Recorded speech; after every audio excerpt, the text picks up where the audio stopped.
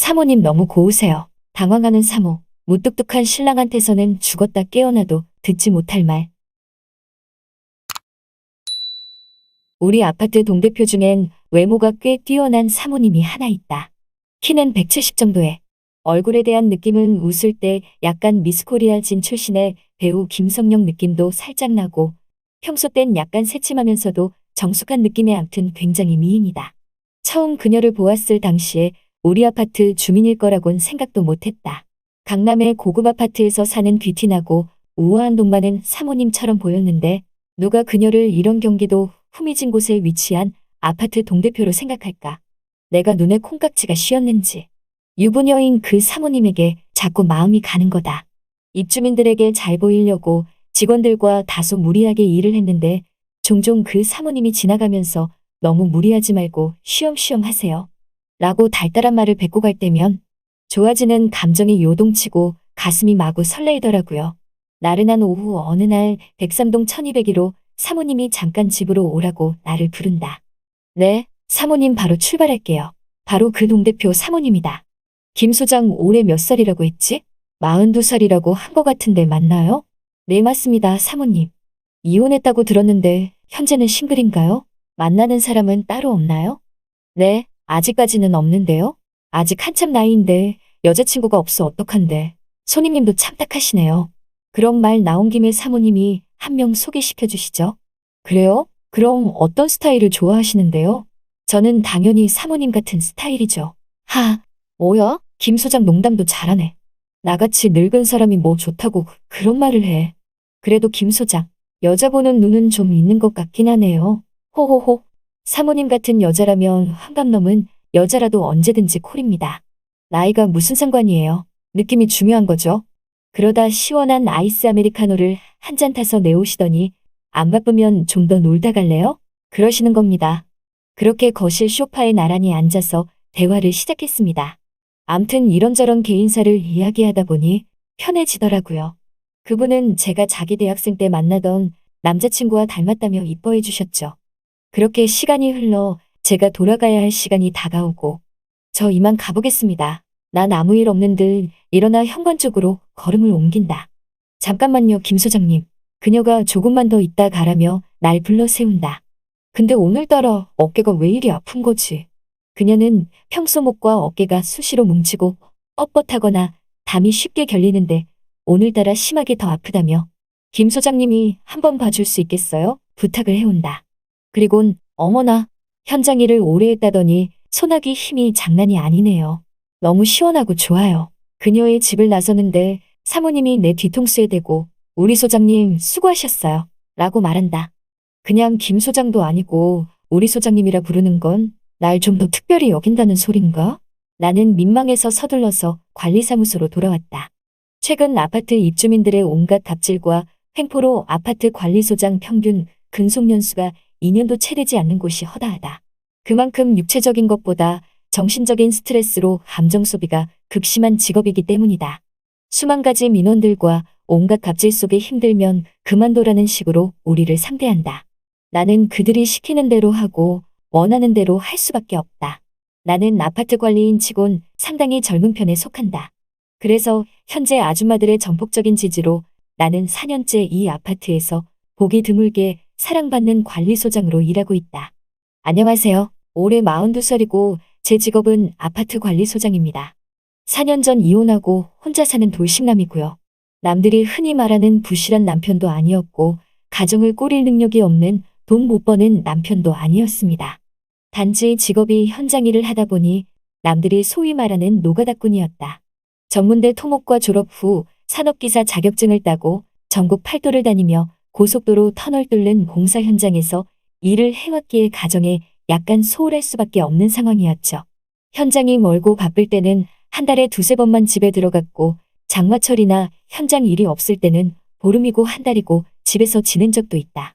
하지만 아내는 결혼 5년차가 넘도록 나 모르게 피임을 하여 임신도 하지 않더니 결혼 6주년 기념일을 며칠 앞둔 어느 날 바람났다면서 이혼을 요구해왔고 옆에 있어주지 못하는 남자와는 더 이상 살기 싫다는 말을 남기고 집을 나가버렸죠. 난 열심히 돈 벌어서 처자식 고생 안 시키고 편히 살게 해주고 싶어 돈벌이를 한 것뿐인데 그렇게 이혼을 당하고 난 뒤부터는 이제 힘들게 일해서 먹여 살릴 처자식도 없는데 아무리 돈을 많이 준대도 그 돈 벌어 뭐 하겠나 싶어 회의감이 들어서 10년 넘게 하던 토목이를 그만두게 되었습니다. 그리고 사무실에 앉아 편하게 월급 받을 수 있는 직업을 찾다가 선택한 게 2년간 공부 끝에 주택관리사 자격증을 취득하고 아파트 관리소장이 된 겁니다. 하지만 자격증을 취득한다고 해서 바로 관리사가 되는 게 아니라 주택관리사부가 된다. 관련 직종에서 경력을 3년 이상 쌓아야 정식으로 주택관리사가 되었기에 서울에서도 1시간 30분 떨어진 변두리에 300세대 정도 되는 아파트에서 먼저 일을 하다가 몇 년 전 새로 입주하는 경기도 외곽 어느 신도시 1500세대 조금 넘는 대단지 아파트 관리소장에 정식으로 채용되었다. 아파트가 25평과 32평으로 비교적 저렴한 금액으로 분양이 되었기에 대부분의 입주민들은 30에서 40대 전후의 생애 최초로 주택 구입을 하는 입주민들 비중이 대부분을 차지했다. 입주민은 아파트 관리소 직원들에게 사적인 일들도 많이 부탁을 했다. 당연히 우리를 채용한 분들이니 서비스직이다 생각하고 나중에 꼬투리 잡히기 싫어서라도 세대에서 부탁하는 건 웬만하면 다 들어주게 된다. 심지어 자기네 집 거실에 액자 거는 것부터 해서 큰 가구를 혼자 옮겨야 되는데 와서 좀 도와줄 수 있겠느냐. 아파트 단지에서 아이가 자전거를 잃어버렸는데 찾아달라. 마치 관리소 직원들을 머슴같이 부리던 입주민도 있었다. 그래도 어쩔 수 없다. 직원들이 사무실에 앉아 있으면 놀고 있다고 생각하는가 보다. 관리소 직원들은 동대표들과 입주민의 입김에 움직여야 하는 직업인이기에 할 수 있는 건 다 해드렸습니다. 그러다 백삼동 1201호 여사님과 돌이킬 수 없는 문제가 생기고 말았습니다. 주말에 이마트에 들러 장을 보고 지하 주차장에 차로 가는 중에 1201호 사모가 어떤 젊은 놈과 차 안에서 애정행각을 벌이는 걸 목격하고 만 거죠. 아마도 이마트 지하 주차장이 그들만의 비밀 접선 장소인 것 같더라고요. 하필이면 내 차 바로 옆에서 목격이 되었는데 처음엔 진한 선팅 때문에 긴가민가 하면서 쳐다보고 있는데 이게 웬 날벼락인지 그때 마침 1201호 사모님과 운명처럼 두 눈이 딱 하고 마주치고 만 거예요. 이러다 정말 큰일 나겠다 싶어 못 본 척하며 차를 몰고 도망치듯 그 자리를 나왔습니다. 다음 날 오후에 1201호 사모가 부탁할 일이 있으니 자기네 집으로 잠깐 와달라고 연락이 왔더군요. 혹시 어제 일 때문에 날 소장 자리에서 내보내려고 하는 건 아니겠지. 암튼 불안한 마음이 한가득이었습니다. 거실로 들어서자 인사도 없이 다짜고짜 소파로 가서 앉으라고 손짓을 한다. 시원한 커피 한 잔을 내오더니 나에게 이것저것 물어온다. 사모는 한참을 망설이더니 어제 있었던 얘기를 먼저 꺼내기 시작했다. 어제 어디서부터 어디까지 보았는지 내게 물어온다.